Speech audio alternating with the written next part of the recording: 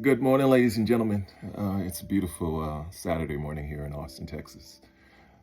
This is day 998 of the 3+ Minutes of Planks Challenge, and as always, I am filled with gratitude. Thoughts on my mind this morning. I just realized I've been doing this for nearly 1,000 days. 1,000 days of push-ups, over 1,000 days of handstands, and nearly 1,000 days of planks. Something that I had been realizing, for me, at least in my life, and I think it goes with a lot of us. I truly believe that we know any and everything that we need to do to get to be the best versions of ourselves. The problem a lot of times is, are we courageous enough to do those things? Like, are we comfortable enough in our skins to be able to look at our flaws in our mirrors and say, that thing right there will change my life? Growing up, I knew that I had a lot of potential to do pretty much anything and everything that I ever wanted to.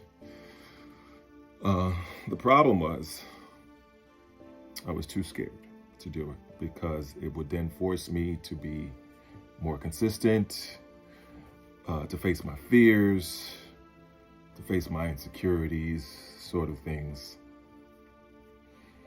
But I think I always knew. Actually, I know that I always knew it. Because for me, the moment I felt like I hit rock bottom and I wanted to shift my life, and it had to be this thing that moved you. For me, a lot of it was my divorce. I said, okay, let's take honest looks in our mirror. Let's get off the hamster wheel and let's just work. And so I started doing these things, these exercises, and I didn't even have the conscious thought to do it per se, like I'm just gonna do this. It started with me seeing a friend of mine doing something and being consistent in it. And me saying, that's interesting. Let me just try that. And that particular thought and that moment changed my life. But it happened in so many different ways. One of it was a friend doing 100 days of push-ups. 100 days of handstands.